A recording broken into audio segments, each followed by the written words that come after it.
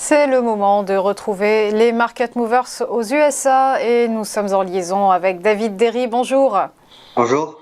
Vous êtes analyste financier chez eToro. Alors, on va commencer par faire un point sur le Dow Jones, l'indice qui a été secoué vendredi dernier, comme toutes les places boursières évidemment. Tempête liée à la frayeur autour du nouveau variant Omicron. C'est désormais l'heure de la correction. Tout à fait. Ça a été une semaine un peu particulière la semaine dernière aux États-Unis, parce qu'il y avait Thanksgiving jeudi, et donc les marchés étaient fermés. Et puis vendredi matin, les marchés étaient ouverts que dans la matinée justement et étaient fermés après dans l'après-midi. Puis ça a marqué aussi le début du Black Friday. Et donc on a eu des nouvelles assez compliquées, notamment comme vous l'avez très bien dit, le variant Omicron qui inquiète les marchés. Et donc on a des marchés européens, des marchés américains qui ont réagi un peu comme les marchés européens et qu'on reculé sous fond d'inquiétude justement, sous fond d'inquiétude du variant. Donc si par exemple on regarde le Dow Jones, ça a été vraiment l'un des indices américains le plus pénalisé suite à cette nouvelle. Avant justement l'annonce du variant Omicron, on était à 36 500 points. Et puis on est redescendu et on se retrouve aujourd'hui aux alentours des 34 650 points à l'heure actuelle. Donc on voit que c'est quand même une baisse assez importante, surtout qu'on venait sur une période de fin des résultats pour les marchés américains, avec des résultats qui, pour le coup, avaient été plutôt satisfaisants pour la plupart des entreprises. Et donc là, on voit pour le Dow Jones que le prochain support important sur lequel les cours pourraient venir à rebondir, c'est vraiment les 34 000 points.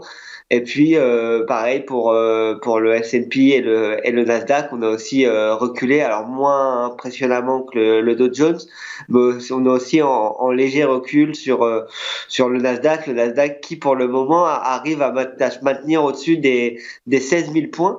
Ce matin, on est aux alentours de 16 325 points justement à l'heure à laquelle on parle pour le Nasdaq.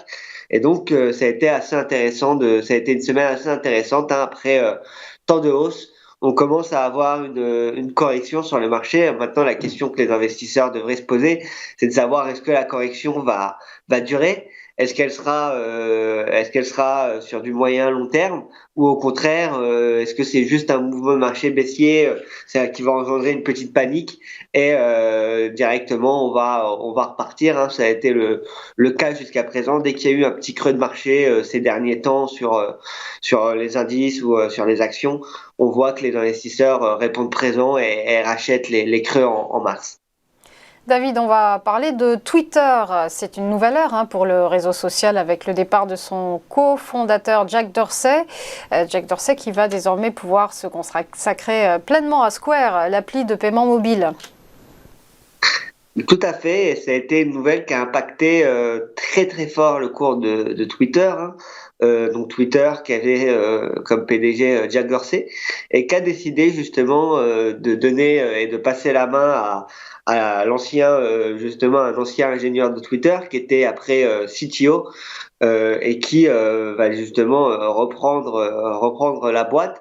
Et donc les investisseurs n'ont pas trop apprécié la nouvelle pour Twitter, avec un cours qui souffre.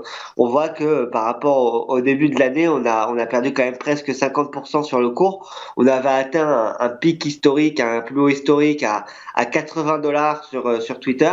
Et puis depuis, on est venu corriger. On a réussi à repartir un peu au mois d'avril. Et puis malheureusement, ça a pas tenu. Et là, Twitter qui corrige et qui pourrait descendre encore plus bas. Les investisseurs qui n'ont pas apprécié justement le fait que Jack Dorsey quitte la boîte.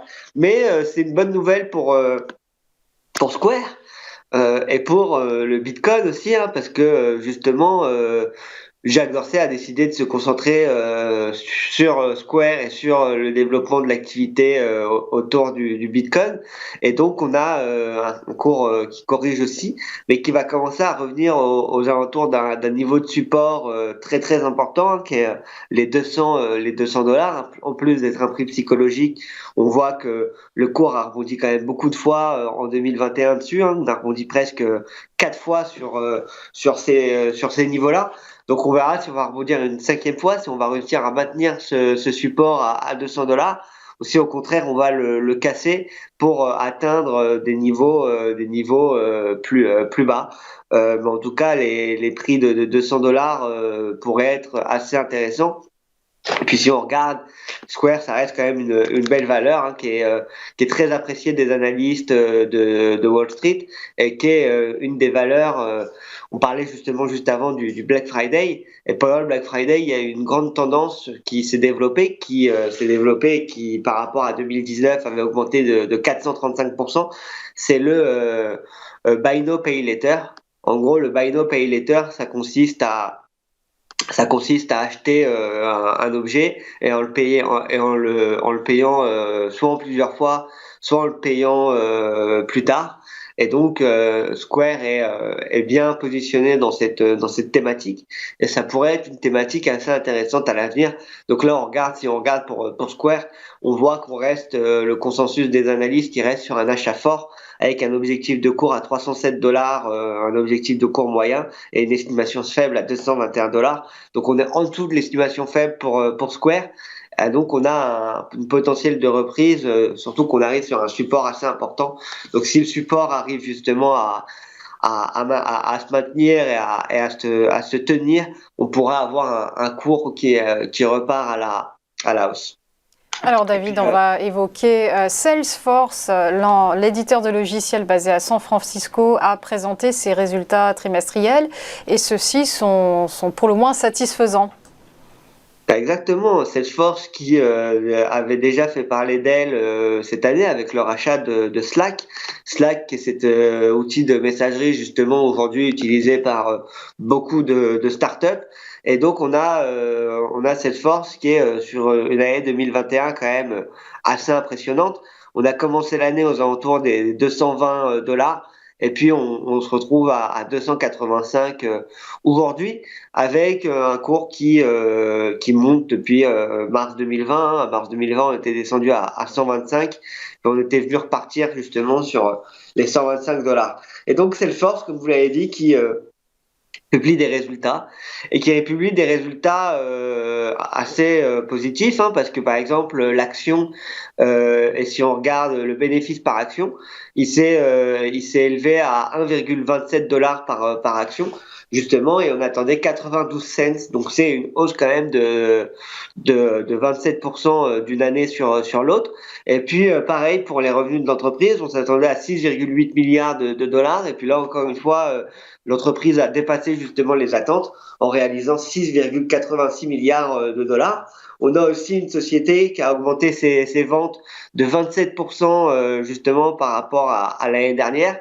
Et donc, on a un chiffre d'affaires qui est compris pour Salesforce, qui est compris à environ à 7,22 milliards. Donc, on voit pour le moment que Salesforce bénéficie de bons résultats. Et puis, il y a aussi notamment eu le fait qu'il profite du cloud. Salesforce est aussi une entreprise qui opère un service cloud, et on le voit pour les géants du web comme Amazon ou comme Google. C'est quelque chose qui rapporte énormément de traction et énormément d'argent dans les caisses de l'entreprise. Et eux, leur service cloud a augmenté de plus de 20% par rapport à l'année dernière, pour représenter à peu près 1,66 milliard de ventes. Donc, si on reprend le graphique sur Square, sur Salesforce, on voit qu'on a une petite correction comme l'ensemble des marchés, mais on reste pour le moment sur une tendance bien haussière. À voir où le cours pourrait venir se rattraper. Il y a un niveau très visible sur le graphique, c'est le niveau des 250, qui a été justement une ancienne résistance, et qui, comme on le sait, une fois qu'on est passé résistance, on devient support. Donc ça pourrait être un niveau sur lequel le cours serait amené à rebondir. On a aussi les 275 $ qui pourraient jouer le rôle d'une zone clé sur Salesforce, mais Salesforce qui, pour les années à venir, reste quand même une entreprise assez intéressante, sur un secteur assez intéressant. Et puis là encore aussi, si on regarde les objectifs de cours des analystes, on est aussi sur un consensus d'achat fort, avec une estimation justement moyenne à 336 $ et une estimation élevée à 375 $.